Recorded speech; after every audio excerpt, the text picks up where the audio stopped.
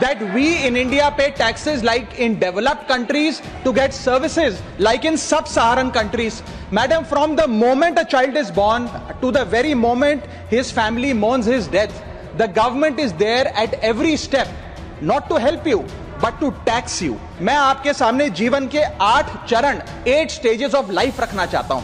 First stage of life, जब इंसान पैदा होता है, that is the birth stage. बच्चे के पैदा होने से पहले, उसकी आंखें खुलने से पहले जो उसको वैक्सीन लगती है, उस पर 5% जीएसटी लगता है. जिस अस्पताल में बच्चा पैदा होता है, उस हॉस्पिटल के कमरे के चार्जेस पर अगर 5,000 रुपए से ज्यादा का कमरा हो तो 5% जीएसटी लगता है. बेबी केयर के आइटम्स पे 5% जीएसटी लगता है. और अगर उसके माता पिता बच्चे के पैदा होने पर मिठाई बांटे तो मिठाई पर 5% और चॉकलेट पर 18%, 28% जीएसटी लगता है. दूसरा चरण जीवन का इन्फेंसी और चाइल्डहुड यानी कि बचपन में बेबी फूड जो खरीदा जाता है उस पर 12 से 18% जीएसटी, डाइपर जो खरीदा जाता है उस पर 12% जीएसटी, बेबी स्ट्रोलर पे 5 से 12% जीएसटी, और जो खिलौने बच्चे को दिए जाते हैं उन खिलौनों पर भी 12% जीएसटी लिया जाता है. माननीय श्री राघव चड्ढा जी, 10 मिनट. शुक्रिया madam. Tax to live, tax to die and tax everything in between. इस जीवन में 2 ही चीजें निश्चित हैं. There are only 2 things that are certain. Death यानी कि मृत्यु, और दूसरा है टैक्स. इस जहां से उस जहां तक जहां भी जाओगे, हर मोड़ पर हर जगह मुझे ही पाओगे, यानी कि टैक्स. मैडम, सपना था विश्व गुरु बनने का, बन गए हम टैक्स गुरु. और इतना टैक्स जो भारत की आबादी सरकार के खजाने में डालती है, उसके बदले सरकार जनता को देती क्या है, यह बहुत बड़ा सवाल है.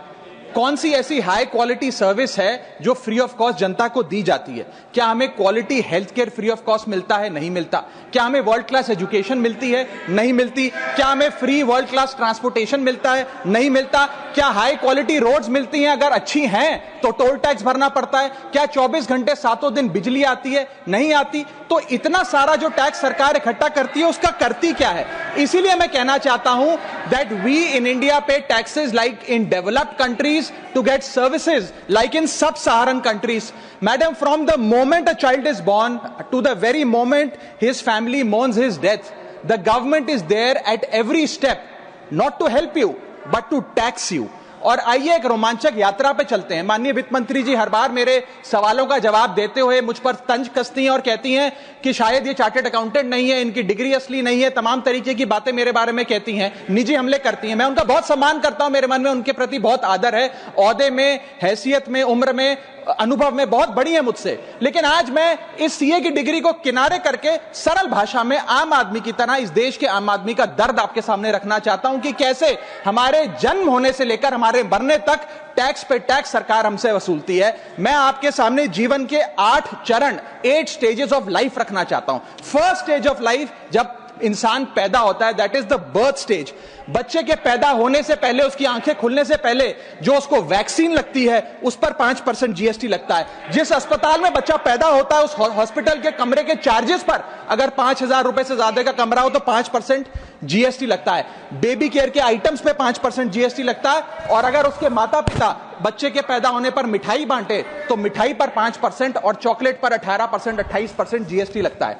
दूसरा चरण जीवन का इन्फेंसी और चाइल्डहुड यानी कि बचपन में बेबी फूड जो खरीदा जाता है उस पर 12 से 18% जीएसटी, डाइपर जो खरीदा जाता है उस पर 12% जीएसटी, बेबी स्ट्रोलर पे 5 से 12% जीएसटी, और जो खिलौने बच्चे को दिए जाते हैं उन खिलौनों पर भी 12% जीएसटी लिया जाता है. जब मुंडन होता है बच्चे का, पहला हेयर कट जिसे कहते हैं, उस हेयर कट की सर्विसेज पर भी 18% जीएसटी, और पहली बर्थडे पार्टी पर जो फोटोग्राफी होती है, फोटो खिंचवाई जाती है, उस फोटोग्राफी सर्विसेज पर भी 18% जीएसटी. यहां तक कि नामकरण की बर्थडे पार्टी जो की जाती है उस पर भी केटरिंग सर्विसेज से लेकर खान पर 18% जीएसटी सरकार वसूलती है. अब बच्चा स्कूल जाना शुरू करता है तो स्कूल जाने पर यूनिफॉर्म से लेकर जूतों, स्कूल बैग, लंच बॉक्स, सब पर जीएसटी लगता है. 12% जीएसटी नोटबुक पर लगता है, 18% जीएसटी स्टेशनरी आइटम पर लगता है. और उसके बाद अगर कोई एक्स्ट्रा करिकुलर एक्टिविटी बच्चे को करनी हो, कोई म्यूजिक क्लास करनी हो या फिर कोई स्पोर्ट्स कोचिंग की क्लास वो ले ले,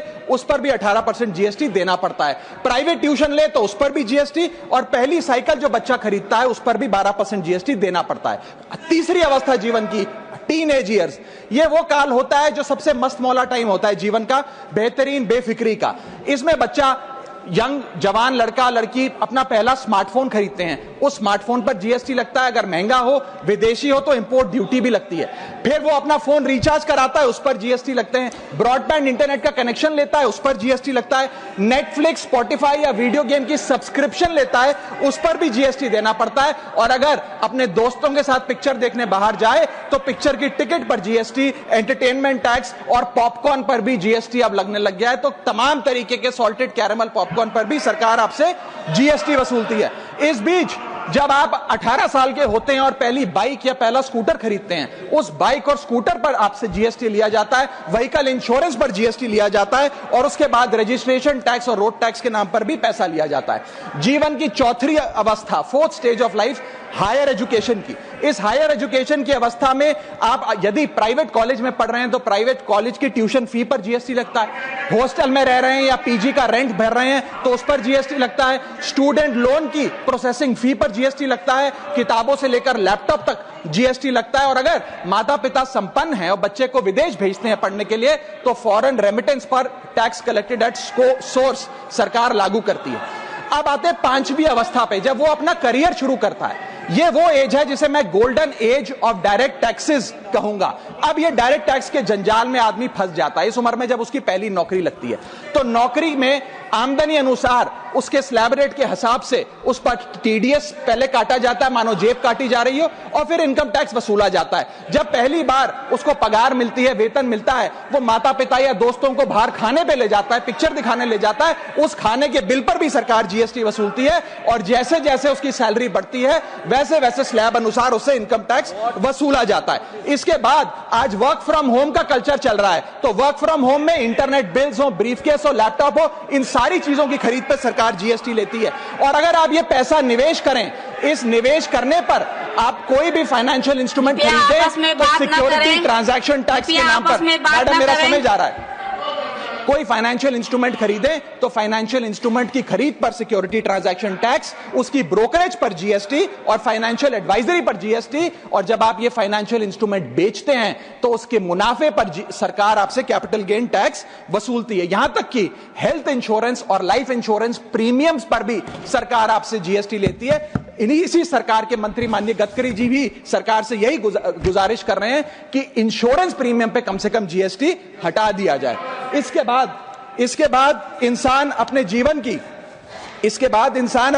की छठी अवस्था में आता है, यानी कि मिडिल एज। इसमें उसकी आमदनी भी पीक पर होती है और उसका टैक्सेशन भी पीक पर होता है। अप्रेजल होता है, प्रमोशन होता है, बोनस मिलता है और हाई टैक्स स्लैब के चलते वो अपनी कमाई का एक अधिकांश हिस्सा इनकम टैक्स में सरकार को जमा कराता है। इस दौर में इंसान गाड़ी खरीदता है, घर बनाता है। जब गाड़ी खरीदता है तो जीएसटी देता है, रोड टैक्स भरता है, व्हीकल इंश्योरेंस पर जीएसटी भरता है। और जब गाड़ी लेकर शोरूम से निकलता है तो पेट्रोल डीजल पर वैट, सेस और एक्साइज ड्यूटी के नाम पर पैसा भरता है। जब सड़क पर गाड़ी चलाता है तो टोल टैक्स भरता है। फिर वो अपना घर भी खरीदता है, जमीन खरीदता है। जब जमीन खरीदता है तो स्टैंप ड्यूटी फीस सरकार को देता है। जब कंस्ट्रक्शन मटेरियल खरीदता है घर बनाने के लिए तो कंस्ट्रक्शन मटेरियल पे, चाहे वो सीमेंट हो, मार्बल हो, स्टील हो, उस पर जीएसटी देता है। उसके बाद जब कंस्ट्रक्शन सर्विसेज लेता है किसी बिल्डर से, ठेकेदार से, कॉन्ट्रैक्टर से, तो उस कंस्ट्रक्शन सेवाओं पर भी जीएसटी सरकार आपसे वसूलती है। और जब घर बन जाए तो एनुअल प्रॉपर्टी टैक्स और हाउस टैक्स के नाम पे आपसे पैसा लिया जाता है। और जब आपको पैसे की आवश्यकता पड़े और आप ये घर बेच दें तो कैपिटल गेन्स पर भी सरकार आपसे उस मुनाफे पे टैक्स वसूलती है। और इस बीच शादी तो रह ही गई, फिर इंसान शादी करता है, इस बीच तो बैंक्वेट हॉल बुक करता है, उस बैंक्वेट हॉल की बुकिंग पे टैक्स भरता है। शामियाना, खाना, केटरिंग सर्विसेज लेता है, उस पर जीएसटी भरता है। ज्वेलरी खरीदता है, उस पर जीएसटी भरता है। कपड़ा, शेरवानी सिलवाता है, कुर्ता पजामा, सूट पैंट, उस पर जीएसटी भरता है। यहां तक कि वेडिंग इन्विटेशन से लेकर, ब्राइडल मेकअप से लेकर, हनीमून के ट्रैवल तक हर चीज पर सरकार आपसे जीएसटी वसूलती है। सातवीं अवस्था सरकार जीवन की वो है रिटायरमेंट। इस फेज में इंसान चाहता है आरामदायक जीवन जिया जाए, जो जीवन में कमाया उस कमाई के सहारे उसकी इंटरेस्ट पर, पेंशन पर जिया जाए। लेकिन इस अवस्था में भी सरकार पेंशन और इंटरेस्ट इनकम पे आपसे टैक्स लेती है।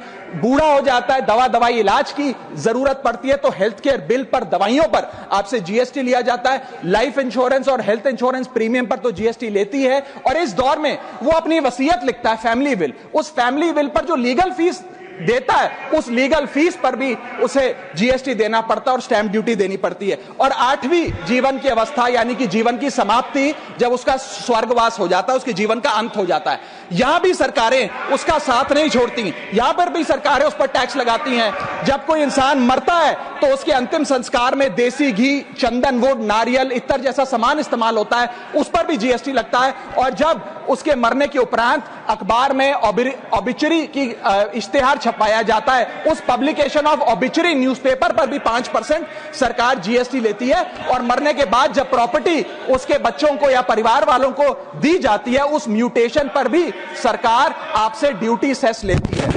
यह है life cycle of taxation model. लेकिन मैडम, सबसे जरूरी बात यह है कि इतना टैक्स देने के बाद सरकारें हमें देती क्या है। मैं जानता हूं कि टैक्स सरकार के लिए जरूरी है, इस सरकार के लिए नहीं, जितनी सरकारें इस देश में रही सबने टैक्स लगाकर जनता से पैसा लिया। टैक्सेस वास्तव में जरूरी हैं, लेकिन सवाल यह है कि क्या ये टैक्सेस हमारी इकोनॉमी को बढ़ा रहे हैं या हमारी इकोनॉमी को खा रहे हैं? क्या इससे हमारी जिंदगी बेहतर हो रही है या हमारी जिंदगी बदतर हो रही है? इतने टैक्स लगाने की वजह से आज हमारी आमदनी घट रही है, इस वजह से खपत